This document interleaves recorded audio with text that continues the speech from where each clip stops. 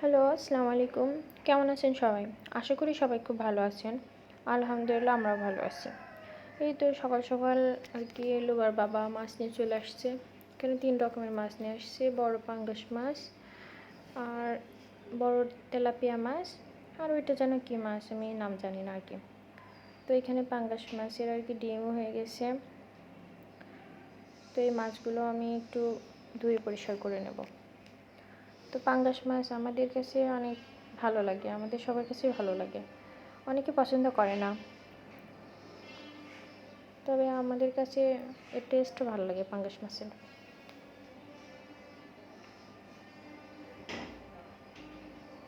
তো মাছগুলো আমি ভালো করে পরিষ্কার করে ফ্রিজে রেখে তারপর রান্না বসাবো।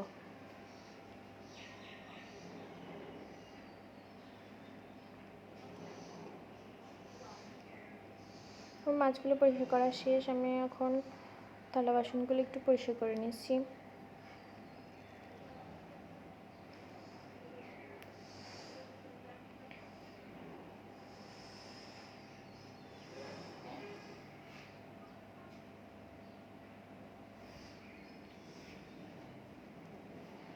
এই যে বাজার থেকে একবারে সবজিও কিনে নিয়ে আসছে, এখানে পটল, শসা, তারপরে বেগুন, মিষ্টি কুমড়া, পুঁই শাক। তো আমি এগুলো আর কি 3-4 রকমের সবজি একসাথে মিক্স করে তরকারি রান্না করবো। তো আমি কয়েকটা মাছ আলাদা করে রাখছি এখন রান্নার জন্য। তো আমি এক সাইডে মাছগুলো ভেজে নেবো আর এক সাইডে পেঁয়াজ, মরিচ আর কাঁচা জিরা ভেজে উঠিয়ে রাখবো। এরপর ওটা বেটে দেবো আর কি একটু পরে, মানে তরকারি নামানোর একটু আগে আগে ওটা তরকারিতে দেওয়ার জন্য এটা ভেজে উঠিয়ে রাখলাম। এখন তরকারিটা দিয়ে তরকারিটা কষাবো একটু সব মশলা দিয়ে।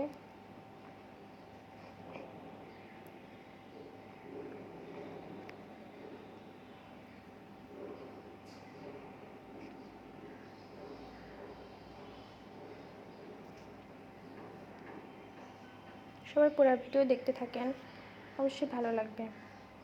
যে আমি মশলাটা বাটতে চলে আসলাম, তরকারির দিক ঢাকা দিয়ে রেখে আসলাম যেন ভালোভাবে সেদ্ধ হয়।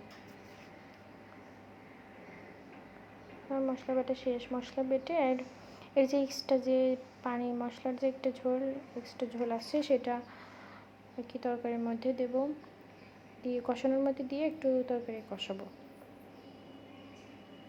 আমি মাছের তরকারি সবসময় এভাবে রান্না করি, আপনারা কে কীভাবে রান্না করেন জানাবেন। সবাই তো আর একরকম রান্না করে না, একজনের এক এক রকম রান্না। আমি সবসময় এভাবে রান্না করি।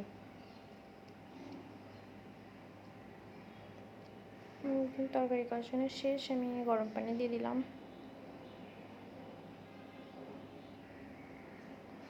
এবার মাছগুলো সব দিয়ে দেবো এক এক করে।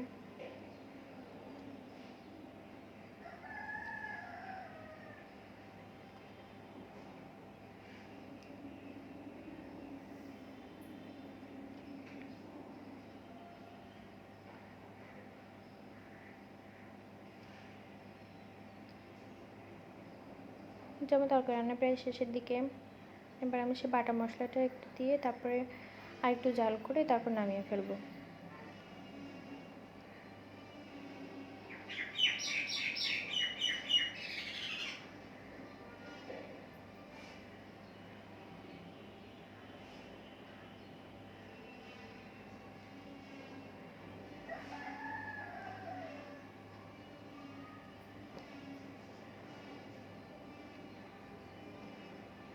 যে আমি ঢেলে রাখলাম তরকারিটা রান্নার পরে।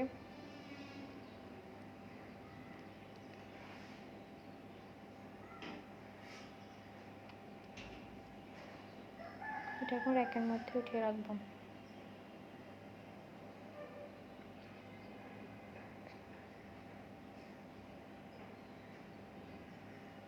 আমি দুপুরের খাবার নিয়ে চলে এসেছি। সবাই কে কী দিয়ে দুপুরে খেয়েছেন একটু জানাবেন আর কমেন্ট বক্সে। তো আজকে পর্যন্তই, সবাই ভালো থাকবেন, আবার দেখা হবে।